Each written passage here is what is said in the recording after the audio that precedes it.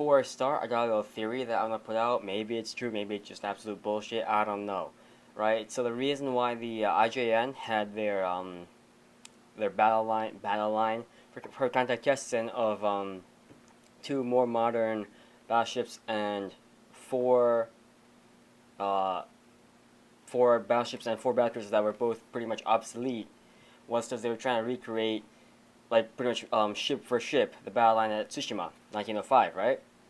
Because you got the single battleship that's a lot more modern and protected than the others because you have Mikasa with the crop armor versus which is comparable to Yamato with its New Vickers non-cemented 41 centimeter thick ass armor, and behind that you got the other battleships with Harvey armor at Tsushima, and otherwise just more moderate, less hulky, like the superhero Hulk, like less like behemoth kind of armor with the with the Naratos or the Fusos or the Ises. And of course you always got the two like tagging along armored cruisers, which are like the equivalents of the Kongos. But anyway, uh, the Fusos, right? 1912 issue. That's still pre World War One, which means that they were still not as good as like anything that was deployed past the First World War, because you got like Jutland, you got all the major battleship clashes that showed that some designs were really shit. And you had battlecruisers being found out to be not as good as they were thought to be at first. And so you still got the Fusos being behind that bit like gap between post and pre World War One super dreadnoughts, which kind of like really put a wrench in trying to use them in the Second World War, because even compared to the treaty battleships, as in 1922 Washington Naval Treaty battleships, they were still pretty much shit um, overall. I mean, yeah, they had more guns than the Congos, and they had more armor, which is good. Yeah, a big upgrade in terms of guns. It's a number of guns. You got a 50% increase plus actual battleship tier armor. But even compared to like the North Carolinas or the Sodaks or like the Washington with their 100 and 410 millimeter guns, they were still undergunned, and more importantly, they were really underpowered in terms of their engine. They were too slow, about like 20, 24 knots, 25 knots, which is like 10 knots slower than most carriers and heavy cruisers, and that's the 30-year-old battleships are still slower than the Yamato, even though she has a lot better armor, firepower, fire control, everything pretty much. So I mean, I guess they were the best off being used in an auxiliary role, but I still think they weren't used as well as they could have been, like most warships. Like I think that if the Fusos were used in conjunction, that's a word, right? With the Kongos at Guadalcanal, and if the Kongos were sent in as like a vanguard probing force along with the heavy cruisers, and the Fusos were kept in like reserve or were tagging behind as the actual bombardment units. Because when you go into an obviously well defended area with battle cruisers loaded up with bombardment shells instead of armor piercing shells, you're gonna have a bad time. And that's what happened. During Guadalcanal, the Kongos were the only capital ships around, and they should have completely wrecked the U.S. forces. But since their guns were full of runway cratering shells and not actual anti-ship shells, they just got completely wrecked. Well, not really, but they did a lot worse than they should have done. And I think that if the Kongos had been like loaded up for anti-ship activities, for anti-ship roles, whatever, and they went in with the cruisers as like the probing escort force, and behind them were the two Fusos, with their guns filled up mostly with bombardment shells. That would have gone a lot better, because you wouldn't have capital ships trying to engage like cruisers with shells meant to, take out runways and not sink through enemy and sink enemy ships. But maybe they were too slow, or maybe they didn't want to commit their actual battleships, even though they were like pre-World War One antiques, and overall not really worth guarding as jealously as they were.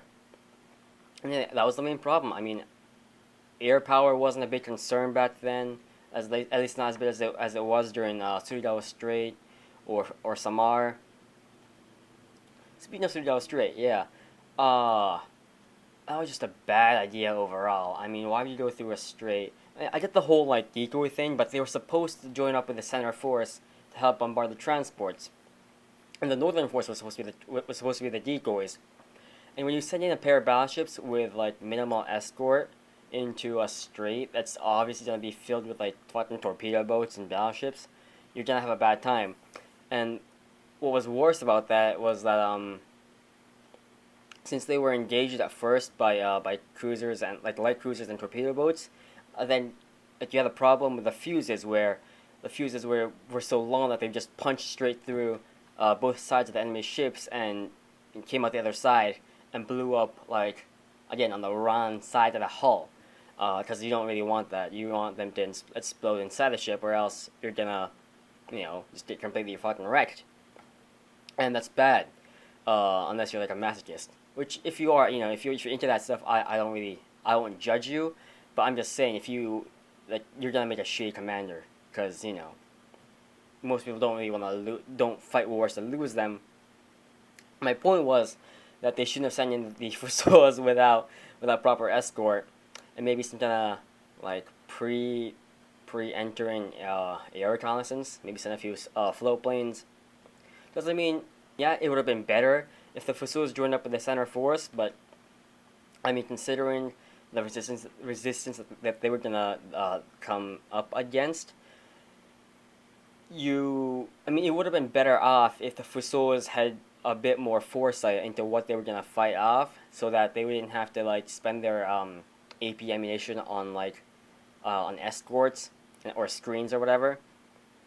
And if they had, and even if it alerted the U.S. force to their presence, which they already were aware of anyway, it would have done a lot better if instead of fighting off patrol boats with their main guns and not being able to because they couldn't depress that far, it would have been better if they had a destroyer screen in the front, so they could have focused their fire on the battle line, the U.S. battle line, which for some reason it crossed our T, and for some reason I think I might have like misread the Raider plot, but I swear they were like doing like a fucking ring around the rosy bullshit, just going all over the place. I don't know why. Maybe it was to avoid torpedoes or just to confuse the enemy, confuse the IJN. I don't know, but from what I've seen, it looks like they've been maneuvering all over the place, which is weird. That might actually account for the somewhat poor accuracy of the capital ships. That plus, of course, only one of them having actual FCSs, and the others having to work off the solutions that the others had, or targeting off the splashes. So overall, they're not a bad class. I mean, they were top of the line when they were built, but for what they were used as and for how they performed, it was pretty low tier. But still, they're superior to the Condors, especially after their remodernization, which turned the Condors into fast battleships, which really weren't nearly as durable. Yeah, durable. That's a word too.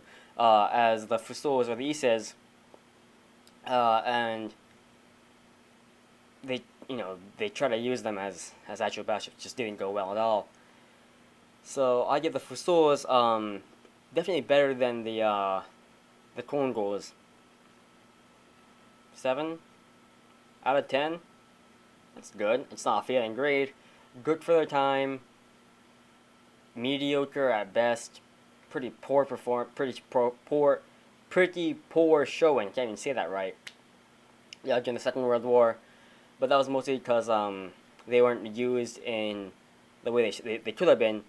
I think that considering the crew training, they could have been used a lot better, and the potential was there. So I'm gonna give it a 7 out of 10. Better than the Clone Wars, but still not as good as like the Sodax or the Iowas. But yeah, that's my review of the Fusos. Thanks for watching, and until next time, I'll see you guys later. Bye.